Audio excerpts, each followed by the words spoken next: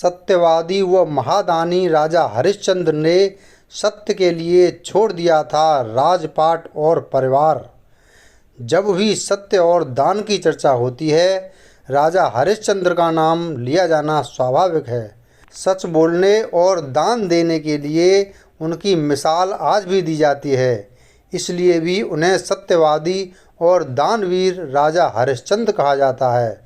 वो ऐसे दानी थे जो अगर सपने में भी किसी को दान देते हुए देख लें तो उसे पूरा जरूर करते थे। उन्होंने सत्य के मार्ग पर चलने के लिए अपने राजपाट से लेकर पत्नी तारामती और पुत्र रोहिताश्व का भी त्याग कर दिया। भले ही अपनी सत्यवादी और दानवीरता छवि के कारण राजा हरिश्चंद्र की काफ़ी लोकप्रियता थी, लेकिन उनका पारिवारिक जीवन अत्यंत दुखी रहा। जानते हैं राजा हरिश्चंद्र के त्याग और सत्यवादिता की कहानी के बारे में।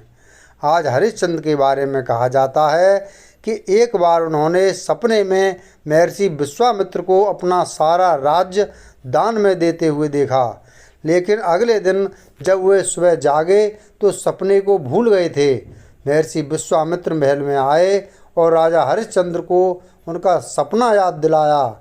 इसके बाद राजा ने खुशी खुशी अपना राज्य उन्हें दान में दे दिया, लेकिन दान के बाद दक्षिणा की बारी आई तो वे बोले, पहले ही सब कुछ मैंने दान कर दिया, अब दक्षिणा के लिए धन कहाँ से लाऊं? बहुत विचार करने के बाद राजा हरिश्चंद्र ने खुद को बेचने का फैसला किया और काशी की ओर चल पड़े। इधर रानी तारामती और पुत्र रोहिताश्व को एक व्यक्ति ने खरीद लिया। उधर राजा हरिश्चंद्र को शमशान के एक स्वामी ने खरीद लिया। हरिश्चंद्र की पत्नी उस व्यक्ति के घर पर बर्तन मांजने और चौका चूल्हा का काम करने लगी। वहीं कभी सिंहासन पर बैठने वाले राजा हरिश्चंद्र शमशान का काम करने लगे। एक दिन राजा के पुत्र रोहिताश्व को सांप ने डस लिया, जिससे उसकी मौत हो गई, लेकिन तारामती के पास कफन तक के पैसे नहीं थे। तारामती किसी तरह दुखी मन से पुत्र के शव को गोद में उठाकर शमशान पहुंची, लेकिन शमशान पहुंचते ही हरिश्चंद्र तारामती से शमशान का कर मांगने लगे, क्योंकि शमशान का कर लेना नियम था और वो अपने मालिक की आज्ञा का पालन कर रहे थे। राजा हरिश्चंद्र पत्नी से बोले कि शमशान का कर तो देना ही पड़ेगा। फिर हरिश्चंद्र ने पत्नी से कहा कि यदि तुम्हारे पास कर देने के लिए धन नहीं है तो अपनी साड़ी का कुछ भाग फाड़ कर दे दो, उसे ही कर के रूप में मैं रख लूँगा।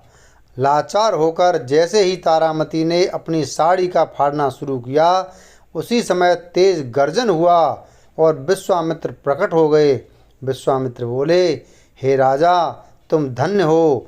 ये सब तुम्हारी परीक्षा हो रही थी, जिसमें तुमने यह सिद्ध कर दिया कि तुम श्रेष्ठ दानवीर, सत्यवादी और धार्मिक हो।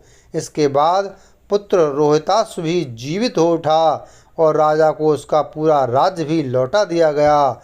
इतना ही नहीं, महर्षि विश्वामित्र ने कहा कि संसार में जब भी धर्म, दान और सत्य की बात आएगी, राजा हरिश्चंद्र का नाम आदर सम्मान के साथ सबसे पहले लिया जाएगा। वीडियो अगर पसंद आया हो तो वीडियो को लाइक करें, चैनल को सब्सक्राइब करें और बेल आइकन प्रेस करें। धन्यवाद।